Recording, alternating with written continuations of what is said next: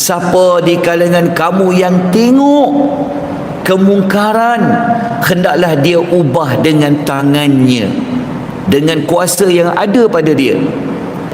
Dan sekiranya dia tak mampu ubah dengan tangannya, dengan kuasanya, maka hendaklah dia ubah dengan lidah dia.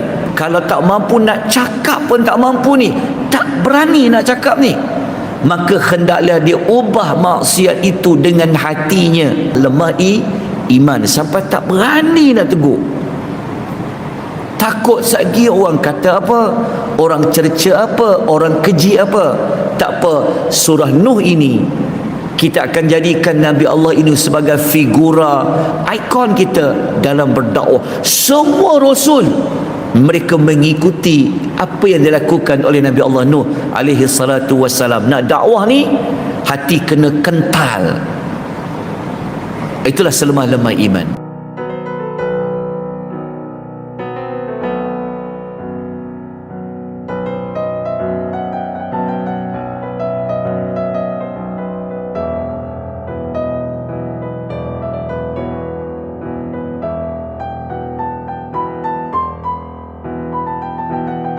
Sidang jemaah sekalian, tuan-tuan dan puan-puan yang Allah rahmati lagi Allah kasihi, InsyaAllah pagi ini kita akan membaca ayat yang kedua, yang mana ayat yang kedua ini adalah sambungan kepada tugasan yang telah pun Allah berikan kepada Nabi Allah Nuh alaihi salatu wassalam kepada kaumnya.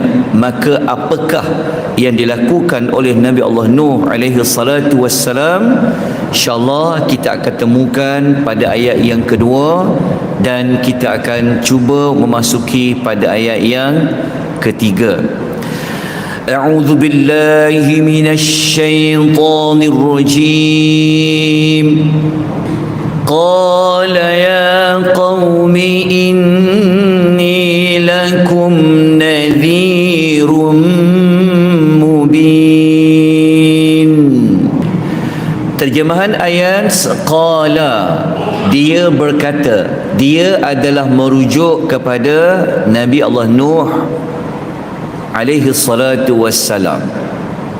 Dia berkata, ya qaumi, wahai kaumku, inni, sesungguhnya aku. Nabi Allah Nuh dia buat penegasan, sesungguhnya aku, lakum, kepada kamu, adalah diutuskan, nadhirun, sebagai pemberi peringatan dan amaran, mubin, yang jelas.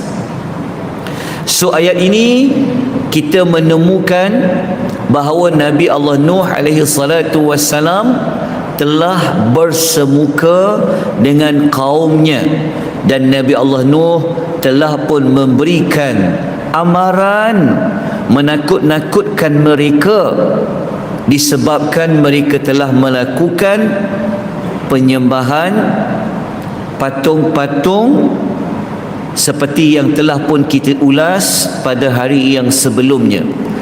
Kalau jumpa perkataan nadhir, ia merujuk kepada menakut-nakutkan dengan dosa, menakut-nakutkan dengan azab api neraka. Jadi Nabi Allah Nuh mengatakan apa yang dia nak bagi tahu itu jelas, terang. Baik. Apa yang kita dapat belajar daripada ayat yang kedua ini?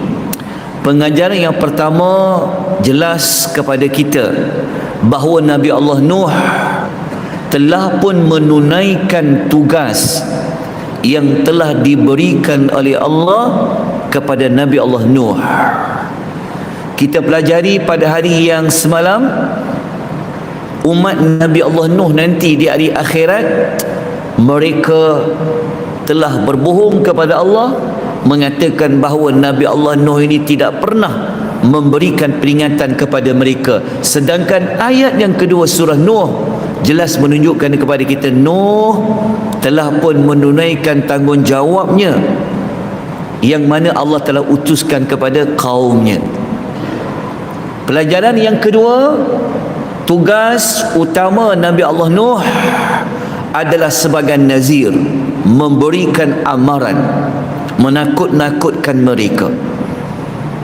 Pelajaran nombor 3, Nabi Allah Nuh walaupun dia tahu kaum dia telah melakukan kesyirikan, tidak ada kezaliman yang paling besar melainkan melakukan kesyirikan, tetapi Nabi Allah Nuh dia masih lagi berlembah lembut dalam dia memanggil kaumnya. Dia tak maki kaumnya, dia tak cela kaum dia, tetapi dia gunakan yang pendekatan lemah lembut ni dari sudut dia kata apa? Ya qaum, dia kata, wahai kaumku. Dia tak pergi maki kaum dia ke, mungkin dia kata wahai penyembah bahala, kan, dia boleh sebut secara keras, tetapi tidak, dia gunakan pendekatan lembut, dia kata wahai kaumku. Okey. Jadi pelajaran yang keempat kita dapat belajar, inilah bukti perhatian kasih sayangnya seorang rasul kepada kaumnya. Sebab kita dah belajar ayat yang pertama, Allah bagi tahu kau pergi dekat kaum kau, sebelum Allah turunkan azab yang pedih, kau pergi kepada mereka, bagikan peringatan. So kalau Nabi Allah Nuh dia tak kasih kepada kaumnya, dia biarkan saja kaumnya berada dalam kesyirikan. Dan apabila umatnya dalam kesyirikan, kaumnya dalam kesyirikan, sudah pasti mereka akan mendapat azab yang pedih. Justru itu Nabi Allah Nuh mengingatkan mereka, memberikan peringatan. Itu tandanya kasih sayang Nabi Allah Nuh kepada kaumnya. Okey. Apakah tindakan, apakah perkara yang boleh kita ambil panduan daripada kisah Nabi Allah Nuh ini? Okey, tindakan yang pertama, kalau Nabi Allah Nuh itu ada tugasan dia sebagai rasul, kita pun sebenarnya ada juga tugasan yang sama, iaitu tugasan amal ma'ruf nahi munkar, iaitu mengajak manusia berbuat baik dan mencegah manusia daripada membuat keburukan. Jadi persoalannya, adakah kita nampak orang buat maksiat, tahu orang buat benda mungkar, adakah kita telah pun mencegahnya? Nabi Allah Nuh dia tahu kaum dia menyembah bahala, dia tegur dia. Bagaimana dia tegur, nanti kita akan jumpa perincian dia. Apa reaksi kaum dia, kita akan jumpa pada ayat yang berikutnya. Jadi tindakan kita yang pertama berdasarkan hadis yang biasa kita dengar, man ra'a minkum munkaran falyughayyirhu biyadi. Siapa di kalangan kamu yang tengok kemungkaran, hendaklah dia ubah dengan tangannya, dengan kuasa yang ada pada dia. Fa illam tastati' fa bilisani. Dan sekiranya dia tak mampu ubah dengan tangannya, dengan kuasanya, maka hendaklah dia ubah dengan lidah dia. So kalau tak mampu nak ubah, cakap, tegur, beri nasihat dengan lidahnya. Nabi menyebutkan fa illam tastati' fa biqalbi. Kalau tak mampu nak cakap pun tak mampu ni, tak berani nak cakap ni, maka hendaklah dia ubah maksiat itu dengan hatinya. Dan Nabi kata wadzalika adhaful iman, itulah selemah-lemah iman. Sampai tak berani nak tegur, takut lagi orang kata apa, orang cerca apa, orang keji apa. Tak apa, surah Nuh ini kita akan jadikan Nabi Allah ini sebagai figura, ikon kita dalam berdakwah. Semua rasul mereka mengikuti apa yang dilakukan oleh Nabi Allah Nuh alaihi salatu wassalam. Nak dakwah ni hati kena kental, jangan cepat koyak, kata orang moden. Orang ngata sikit, sudah, dah tak berani dah. Tapi sekurang-kurangnya hati ni, kalau tengok orang buat maksiat depan mata, kalau ikut hati ni, geram je kan. Tapi tak mampu, tak apalah. Tapi takkan selama-lamanya hanya geram aja. Itulah selemah-lemah iman. Baik, tuan-tuan dan puan-puan, apakah kesan buruk kalau kita ada kuasa, ada jawatan, kita mampu cakap, tak ada kesan apa pun yang diberikan kepada kita? Kalau kita tinggal juga, semua orang ambil jalan, buat diri sendirilah, ada kisah, maka Allah telah menjanjikan beberapa kesan buruk kalau tak ada satu kaum yang buat kerja amal ma'ruf nahi mungkar. Kesan yang pertama, kita akan mendapat laknat dari Allah Azza wa Jalla. Allah akan jauhkan kita daripada mendapat rahmat. Dia panggil laknat. Ini dibuktikan dalam surah Al-Maidah ayat 78, 79. Allah Subhanahu wa taala pernah melaknat Bani Israel. Orang Yahudi sekarang ini, mereka ada darah daging susur galur daripada Bani Israel. So Bani Israel dulu, kata Allah, Allah kata apa? Lu'ina, mereka telah dilaknat. Alladzina kafaru min Bani Israel ala lisani Daud wa Isa bin Maryam. Bani Israel dulu, mereka pernah mendapat laknat, iaitu daripada lidah Nabi Daud pernah laknat mereka. Nabi Isa pernah menyebut kepada mereka. Kenapa? Disebabkan mereka menderhaka dan selalu melampaui batas. Tidak ada orang yang tegur mereka ke? Allah Ta'ala mengatakan, kanu la yatanahawna am munkarin fa'aluhu. Mereka satu sama lain tidak pernah menegah tindakan mungkar yang mereka lakukan. So, ambil peluang sebahagian kumpulan untuk buat kerja amal ma'ruf nahi mungkar. Baik. Kesan yang kedua, walaupun banyak, saya ringkaskan, Allah boleh menukar nikmat kepada musibah. Ini Allah sebutkan dalam surah Nahl ayat yang ke-112. Terjemahan ayat dia, Allah mengatakan yang bermaksud, Allah bawa contoh satu negeri mula-mula aman, damai, tenteram, rezekinya mewah, kemudian penduduk dia jadi kufur terhadap nikmat Allah tu, maka Allah tukar nikmat itu bagi mereka merasa lapar dan mereka takut. Kenapa Allah tukar nikmat senang kepada susah, nikmat dapat makan kepada lapar, aman kepada takut? Disebabkan apa yang telah mereka lakukan. So kita takut juga ni, Allah turunkan bala ke negara kita sebab maksiat berlaku, kemungkaran berlaku, maka tidak ada yang membenterasnya. Dan kesan yang ketiga, kalau tak ada juga orang nak tegur dan sebagainya, semua itu akan binasa. Nabi bawa contoh dalam hadis sahih riwayat Bukhari, seperti orang yang berada dalam satu kapal. Nabi kata ada dua jenis kumpulan, ada yang patuh perintah Allah, ada yang langgar perintah Allah, yang mereka ini duduk dalam sebuah kapal. Satu kumpulan dia duduk tingkat atas, satu kumpulan duduk tingkat bawah. Apabila mereka yang berada di tingkat bawah tu nak dapatkan air, mereka terpaksa naik ke tingkat atas. Nak air je, naik tingkat atas.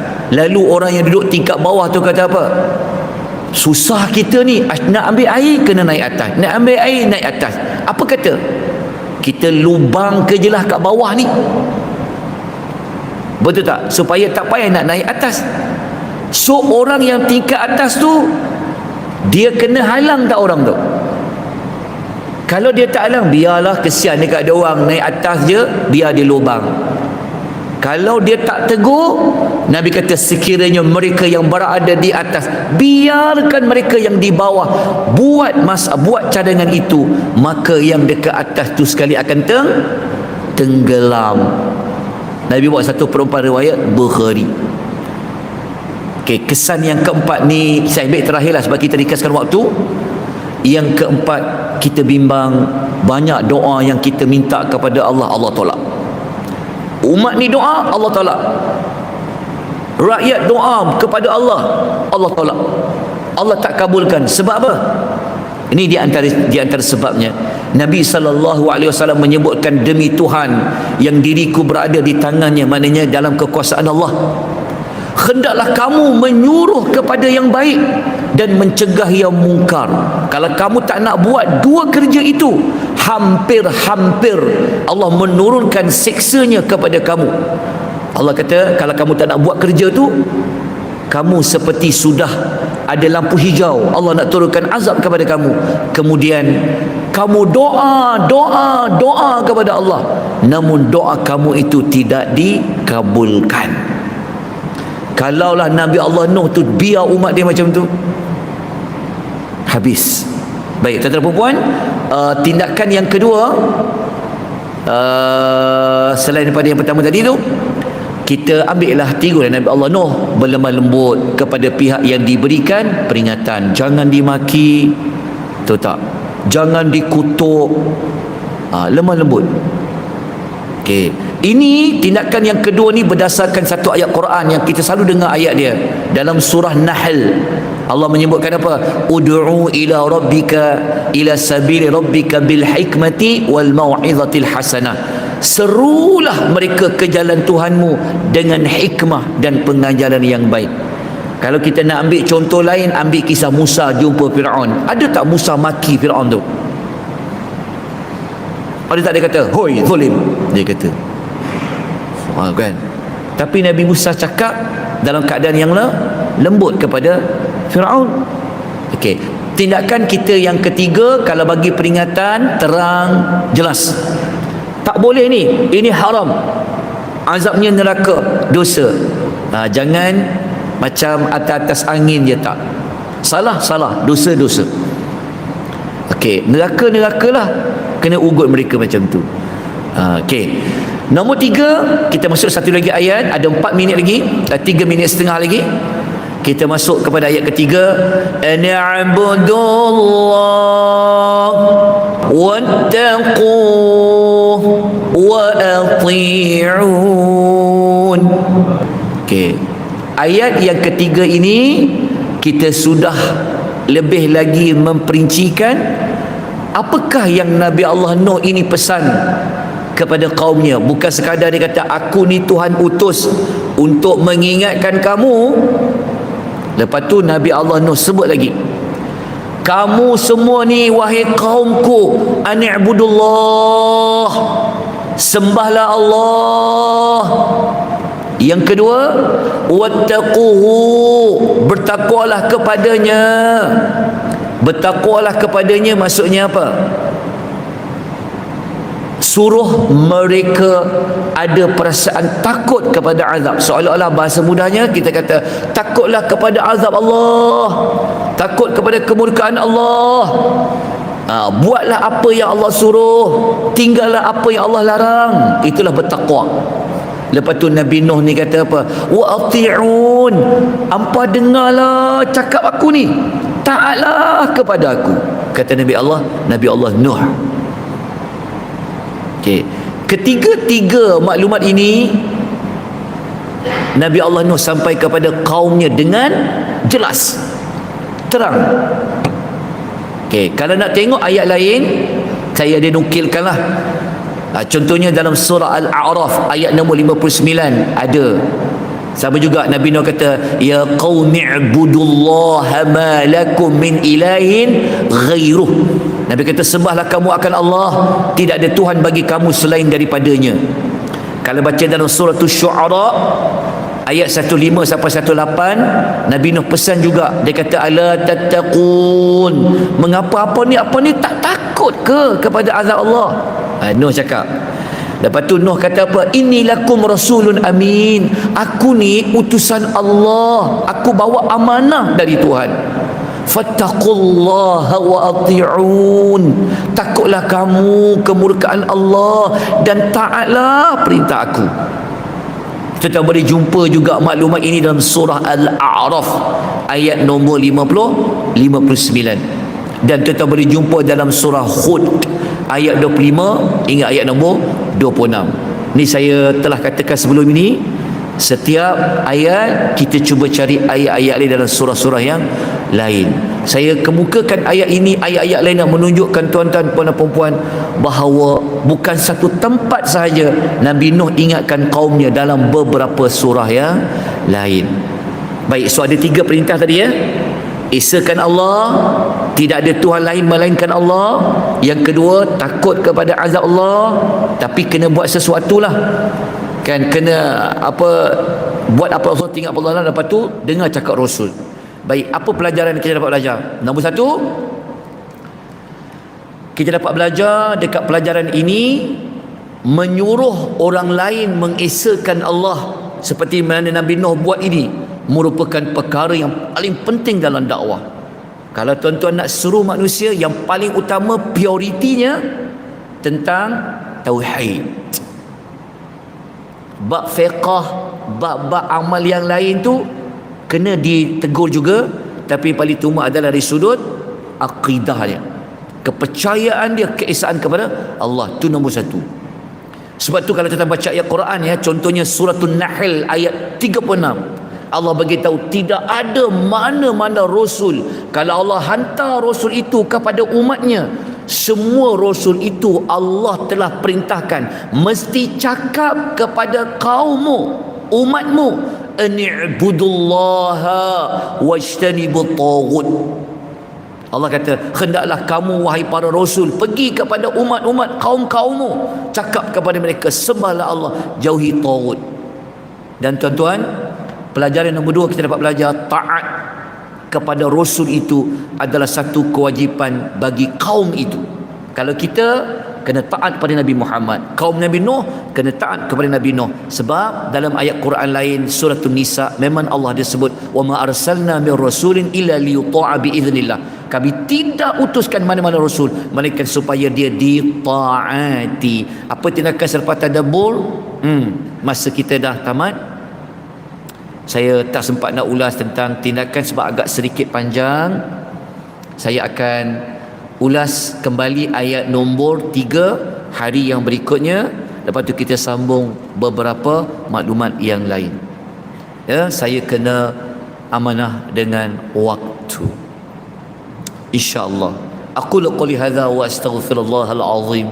Wabillahi taufiq hidayah. Wassalamualaikum warahmatullahi wabarakatuh.